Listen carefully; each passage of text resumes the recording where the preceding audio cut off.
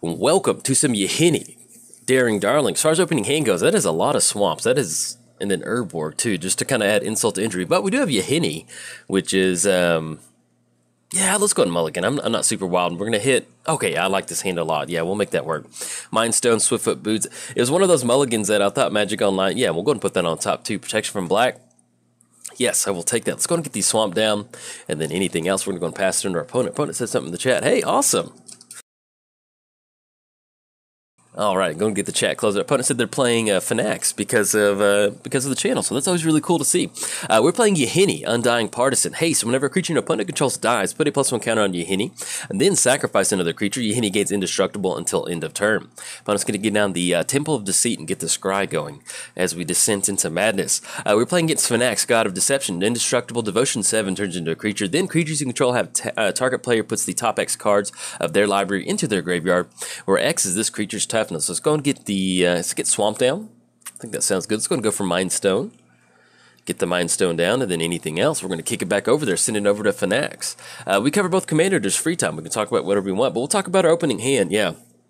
I always get really worried when Magic Online offers you up like a 6-land hand, and I'm like, it's almost like they're saying like don't mulligan, because I always get really worried that I'm going to mulligan into like a 1-land like Ghost Quarter and like everything that's like costs like 4 or more or something like that. So I'm just like, But anyway, we ended up with a good hand. We got down Mind Stone. We can start swinging. Ooh, never mind. We could draw into Phynax Arena. Let's get that card draw going. I don't mind going for that. Yeah, we need to get some card draw going. Let's go and get down Swamp. That's Yahenni specifically before I went to record. So I have kind of like anything else. Yeah, let's go and pass the turn. So we kind of I have like a staging area for all my commander decks, and I'm like, I walk up there, it's like, who wants to be recorded today? And Yahenni raised their hand, and I said, is there anything that you request before the game? And Yahenni requested some Phynax Arena, so luckily we drew into it, and I said, well, I'll try to make that happen as quickly as possible, and here we are. We got Phynax Arena going. So I want to make Yahenni happy, want to make me happy. And also with Yahenni, I usually typically cover this in the video. It's going to always yield to that. But Yahenni is genderless, or the Aetherborn. Yahenni is an Aetherborn vampire.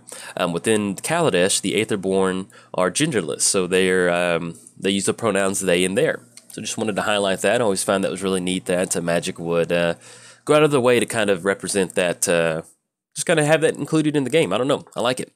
Let's go ahead and get down. We're looking at 4 total mana. We did not hit the land drop off that Phynax Arena. We are racing some pretty good mill between the Orb and Fraying Sanity. How do we want to do this? Do we want to try and set up Sword of Feast and Famine? If we go for that and we hit the land drop, that's going to be us swinging in protection from black and green. Yeah, I think I like that, but if we end up going for Sword of Feast and Famine, then they might end up yeah, let's go for that.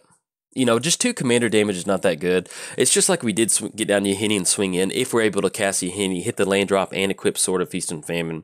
Because we're looking at 2, equip for 2, and then land drop's going to be Yahenni, equip it on there, and we'll be able to swing in for 4. So it's like we swung in anyway, except we just, you know, risking that we hopefully are going to be able to get down Sword and Feast and Famine onto Yahenni. All right, opponent's going to get those Mesmeric Orb triggers rolling.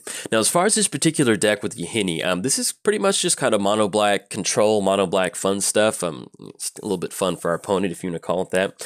We have a ton of sacrifice things. We want to make sure that Yahenni's kind of like the last creature on the battlefield. We do have some recursion in creatures that allow us to, I thought I saw it in the graveyard with that Sign in Blood, but stuff like Bloodghast. That way we start making our land drops, and we have something to sacrifice to make Yahenni indestructible. Then you can go for a board wipe, or let's say we go for something like Barter and Blood. I mean, we're running all of these sacrifice spells in here. Phynax Arena, draw a card. Let's see if we hit the land, Grey Merchant, and Deserted Temple. I'll take it. It's better than nothing.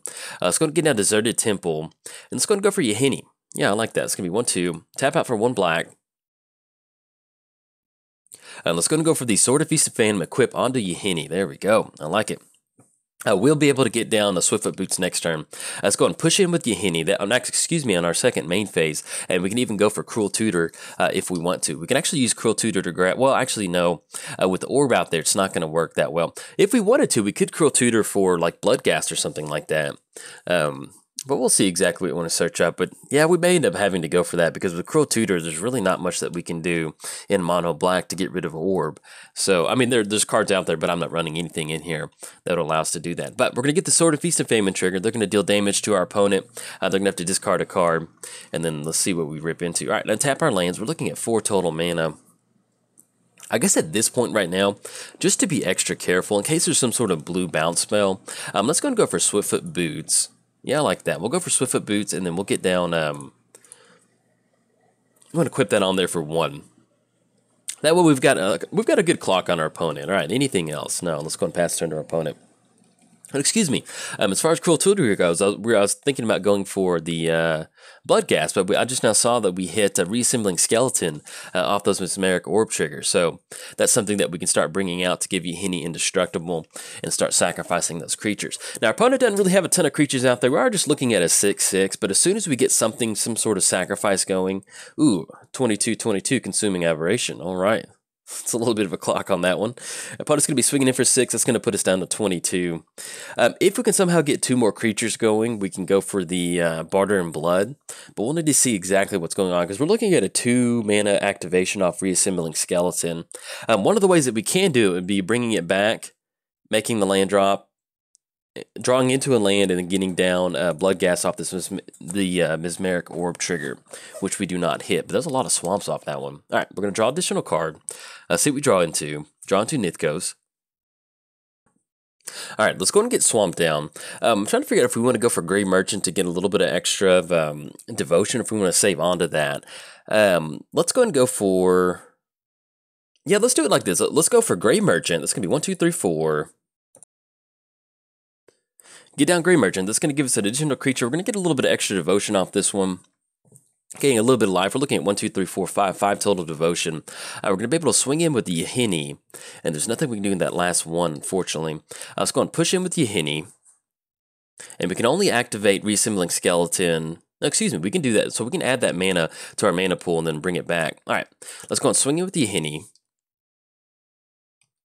Swinging for 4. In response to that trigger, what we're going to do is we're going to add that, float that mana in our mana pool, and then bring back Reassembling Skeleton and be online for Barter and Blood. Let's go and tap for black, untap our lands,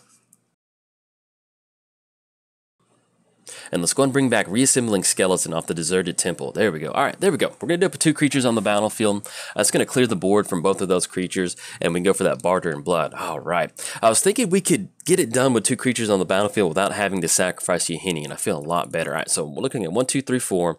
Tap out for Barter and Blood. We're going to barter with our opponent, see who they want to sacrifice. We'll probably end up sacrificing Grey Merchant and Reassembling Skeleton, and then we'll see who they sacrifice, and we'll be good to go. It was pretty bad. All right, so we're going to end up with a couple extra counters off Yahenni Undying Partisan. And our opponent did say that, they go, no. And then they said, they saw my Phenax video, so that's pretty cool. All right, anything else? Make Yahenni a 6/6. We're going to go and pass turn to our opponent.